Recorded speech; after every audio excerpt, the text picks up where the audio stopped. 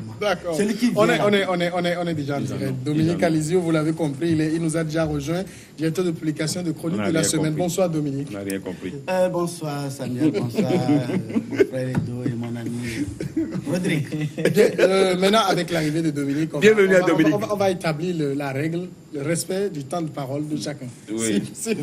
Si vous le voulez avant, bien. il n'y a pas de règle. Moi, il y avait la règle, mais je réitère cela. Il faut vraiment insister pour mon ami. On va passer à la République démocratique du Congo. C'est par une grogne sociale qui pourrait s'étendre sur d'autres secteurs de la vie nationale que le chef de l'État, Félix Tshisekedi Tshilombo, entame son mandat. Tout a commencé avec des tensions survenues à l'université de Lumumbashi dans le Haut-Katanga avant qu'à Kinshasa, la société des transports Transco décrète un mouvement de grève qui s'est étendu à la SCPT et à la SCTP.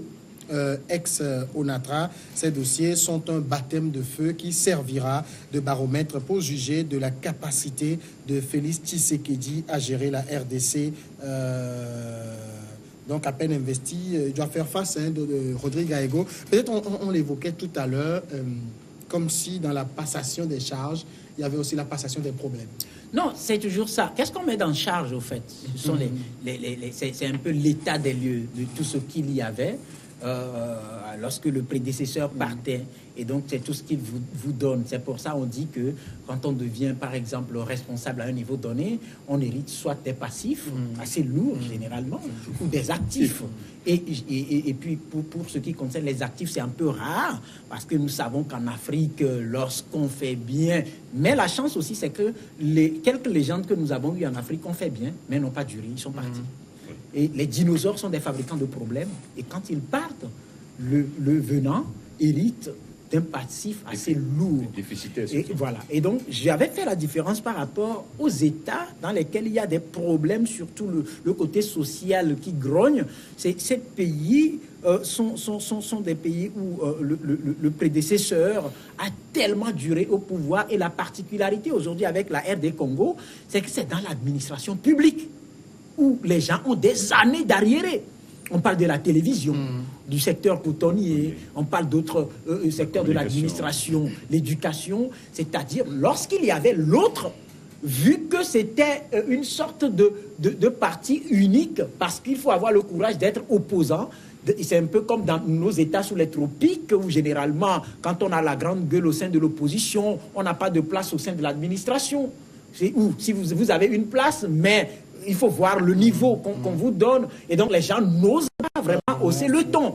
Et lorsque ce dinosaure part maintenant, l'autre vient, on attend le premier qui va l'élément déclencheur, la première personne qui va être courageuse pour dire « moi, je vais crier que j'ai faim ». Et c'est ce qui s'est passé avec l'université. Les gens ont compris que, s'ils ont pu crier, nous aussi on peut crier. Et bonjour les dégâts. Maintenant, tout dépendra de la sagesse et la capacité du nouveau président à gérer tout ce problème. Dominique, Félix Tshisekedi n'a pas bénéficié de période de grâce. Oui, je crois que il doit répondre face à la situation, parce que quand il était dans l'opposition, il promettait tel et ciel. Il a dit, bon, moi, l'autre est mauvais, quand je viens, je ferai ci, je ferai ça. Bon, c'est vrai que quand il est venu, pour les populations, ou pour ses militants, ou pour ils se disent, ah ben dis donc, il est arrivé, donc nous voulons ce que tu as promis. Comme si c'était par une baguette magique qu'on peut résoudre cela. Normalement, et je suis devait prendre un peu de temps. Mais je vois derrière ce mouvement la main noire de Fayoulou, son ancien ami de l'opposition. Pourquoi? Parce que la grande partie de l'université de Lubumbashi, Lubumbashi c'est le fief de Moïse Katumbi, l'un des soutiens de Fayoulou. Est-ce que ce n'est pas eux déjà qui, pour déjà commencer par mettre des embûches sur la route de Félix Tshisekedi, commencent déjà à pousser le front social? Parce que je crois que ça aussi, c'est de leur droit aussi. Hein, mais non, oui, mais je crois que le Congo revient de très loin. Si ça doit se passer comme ça, ce pays ne va jamais se développer. Ça dit que l'autre est venu, il faut qu'il s'asseye, il faut qu'il puisse avoir combien l'État arrive à mobiliser. Et quelle réforme il faut faire à cet effet pour pouvoir avoir des ressources nécessaires pour régler les problèmes sociaux. Mais du coup, il n'a même pas encore fait. Il n'a même pas encore nommé le Premier ministre. Il n'a même pas encore formé le gouvernement. On réclame quoi à qui? Si ce n'est pas qu'il y a cette volonté manifeste de ses amis d'hier, de le nuire très tôt. Enfin, moi, c'est mon analyse. Et moi, je crois que les Congolais doivent faire très attention. Le pays est toujours en guerre, ou semi en guerre, parce que par endroit, il y a des poches de tension, des affrontements par-là. Donc, vraiment, c'est vrai, ils attendent beaucoup de Félix, mais ils doivent aussi quand même attendre qu'on forme le gouvernement, qui aujourd'hui peut répondre à leurs attentes.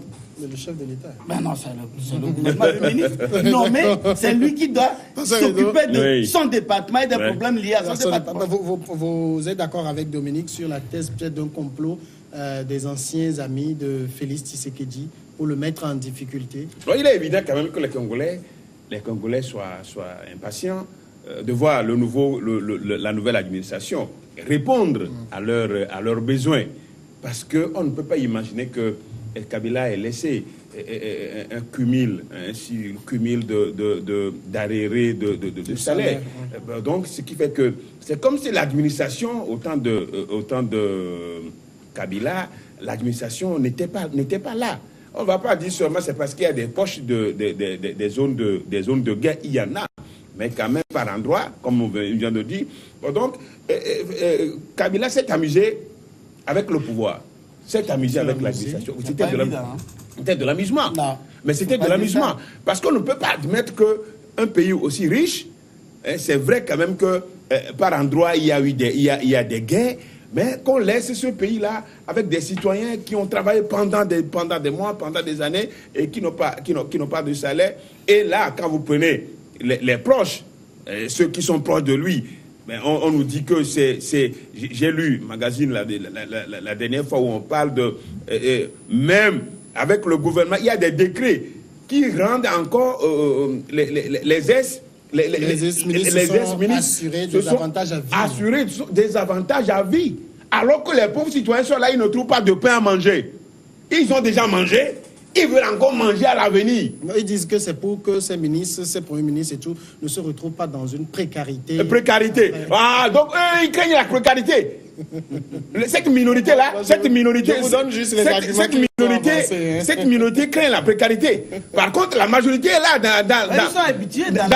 dans le top précarité. Mais vous voyez les dirigeants en Afrique, tout pour eux. Rien pour les autres. Et c'est ça le problème. Nous parlons tout à l'heure des terroristes. C'est ça, quand on le fait comme ça, les gens ne peuvent que choisir la voie facile. Et c'est dommage. En Europe, les terroristes, c'est ça qui crée le terrorisme en Europe. Non, ça veut dire, Rodrigue, je crois que les deux parallèles, on ne peut pas comparer les deux. Rodrigue, ça veut dire quand même, par exemple, le pasteur a bien fait de l'évoquer, l'ancien cabinet qui a voté une loi octroyant aux anciens ministres, au Premier ministre, au secrétaire général, aux employés de la présidence des avantages à vie. Le président de la République a donc des ressources là-bas. Il peut annuler ce décret et puiser cela pour répondre à ceux qui manifestent et réclament le salaire. Il y a des ressources, certes, mais ça ne va pas être automatique parce qu'il faut également faire extrêmement attention. En étant malin, vous savez que le président ne peut pas à lui seul asseoir un veto. La loi qui va abroger cette disposition sera votée au Parlement. Et au Parlement, ceux qui ont pris cette disposition sont majoritaires. Ils sont encore là. C'est pour ça qu'ils font tout pour avoir la majorité à l'Assemblée nationale un peu partout. Je vous dis, c'est le principe, c'est la pratique idéale des dictatures. C'est comme ça que je conçois la chose. Et donc, ça ne va pas être facile pour Félix. Mais je dis, il peut progressivement aller à la résolution de ce problème en amenant, parce que quelque part, il peut faire un geste par lui-même. Il gagne combien? Il peut dire, je fais diminution de mon salaire et... Hollande a fait 30%. Très bien. Et donc, avec tout le gouvernement. Et à partir de là, on voit que c'est un président parce que la charité bien ordonnée commence par soi-même. On voit que c'est un président parce que ça va lui permettre dans un premier temps d'avoir des ressources pour régler en partie le problème. Et puis, ce qu'il ne faut pas perdre de vue, lorsque les universitaires ont déclenché le mouvement, d'abord, je fais observer que lorsque la grogne sociale vient de l'administration publique, c'est que l'équipe qui est partie a vraiment mal géré les choses. a failli. Non, je crois que... Non, mais laissez-le terminer. Ne crois pas, laisse-le. Tu ne crois pas quoi? Tu ne vas pas me dire c'est toi l'animateur. Non, tu ne crois pas quoi? Tu ne crois pas quoi? Laisse-le discipliner le plateau. Il faut dire à Dominique. Dis à Edo, D'accord. Professeur Edo, Dominique, L'ancien je me tais. a tellement mal géré les choses parce que qu'on nous dise aujourd'hui que le président et son entourage immédiat sont de multimilliardaires. Après combien d'années au pouvoir? Et en partant, ils ont pris soin de garantir des privilèges sur la durée de leur vie, le restant du reste de leur vie. Et au même moment, de l'autre côté, au sein de l'administration qu'ils ont eu à gérer, il y a des gens qui cumulent 10, 15 années d'arriérés. Des gens qui ont 20 mois, des mois d'arriérés dans l'administration publique. Je dis, c'est une mauvaise gestion et le fruit d'une malhonnêteté. Maintenant, ici, s'il faut abroger ces dispositions telles que je le dis... Et finalement, je pense que c'est Dominique qui fait la politique. Je sais faire ça. Hein. Je sais faire ça. Et quand je vais dégainer, ça deviendra insupportable. Je l'avertis tout de suite, je sais faire ça.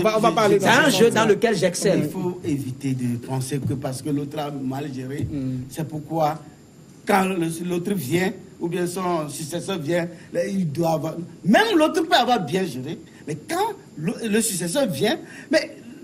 Les revendications, elles sont permanentes. Que l'autre gère bien au moins, que l'autre gère bien au moins. Salarial, le bien-être. Bon, prenons le cas du Bénin, par exemple. Mais quand Yahi Bonet est parti, Patrick Talon est venu, mais c'est maintenant que la grande sociale s'est accentuée. Et on va dire quoi? Parce que Yahi Bonet avait mal géré, c'est pourquoi Patrick Talon vient la courbe est toujours croissante. Quand on a chassé Blaise Compaoré par l'insurrection, il est parti. Mais c'est maintenant que les revendications monstre dans ce pays. Donc c'est dire que, moi je dis, l'homme a toujours besoin de son bien-être, a besoin d'avancer. C'est pas parce que l'autre a bien géré, alors dans ce cas, les chemises jaunes, ils cherchent quoi dans les... Mais s'ils ont mal géré, il faut reconnaître qu'ils ont mal géré. Reconnaissons qu'ils ont mal géré au moins. Mais l'homme, vivant toujours dans un environnement, et face à certaines difficultés, a le droit de revendiquer. Oui, face à difficulté, que le gouvernement ou le sortant est bien géré ou pas, mais dès lors qu'il sent le besoin de réclamer, c'est son droit. Ce n'est pas face à un besoin immédiat. On parle des années d'arriérés. Oui, mais attends, que ça soit autant de Kalib, il y avait quand même des non, antérieur. Vous n'avez jamais entendu parler de grand social? Non, il y en a eu. On ne dit pas qu'il ne doit pas avoir de grève. Mais c'est trop. Partout. J'ai donné l'exemple de chemise jaune. Qu'est-ce qu'ils disent? C'est parce qu'ils sont dans une précarité. Non, il y a une comparaison. Ils ont parlé d'arriérés. On a montré des gens les gilets jaunes ont parlé d'arriérés. Qui disent que leur salaire ne leur suffit même pas. Voilà, parce que leur pays, ça quand même, c'est dérisoire. Ça ne suffit pas. C'est dérisoire. Donc, la revendication, on ne les paie même pas. Elles sont normales dans un pays démocratique. C'est seulement en Corée du Nord qu'on ne se comprend pas. Aie pitié quand même de nos compatriotes congolais. Aie pitié d'eux. En faisant quoi? Aie pitié d'eux. Je ne dis pas pourquoi ils revendiquent. Je dis c'est normal. Mais est-ce que vous croyez, est-ce que vous croyez quand même dans les capacités du nouveau président à répondre au plus vite? Parce qu'on l'a vu, dès qu'il a pris fonction, quelques jours après, c'est dans les états-majors qu'il est allé d'abord pour rassurer les militaires. Je vais changer vos conditions. Les autres lui rappellent maintenant que nous aussi on existe. Vous croyez dans ses capacités à répondre à trouver des solutions? Il est élu pour les Congolais. Il doit se mettre au travail pour répondre à leurs besoins. Mais toujours dit que ça va être très difficile. Comme nous disons, le passif est très lourd. Et je m'amusais à dire tout à l'heure que Kabila s'est amusé et vous n'avez pas voulu me comprendre, mais c'était ça. C'était sur lui, c'était son entourage immédiat. C'était faire de telle sorte que son entourage immédiat puisse être satisfait. Avant lui, c'était comment? C'était tout. Oui, dis-nous, avant lui, c'était comment? Avant lui, c'était son père. Très bon. Avant lui, c'était son père. Avant son père, c'était quoi? Oui, mais c'est toujours le même système. C'est toujours le même système de minorité. Bon, donc, il est élu pour ça. Il va falloir qu'il ait du temps. Hein, il lui faut beaucoup de temps.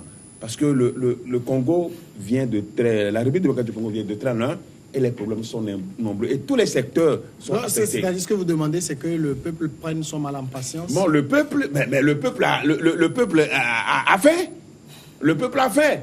On dit souvent qu'une oreille qui... fait, ventre affamé n'a pas d'oreille. Ventre affamé n'a pas d'oreille. Donc, je dis que ça va être très difficile pour Félix.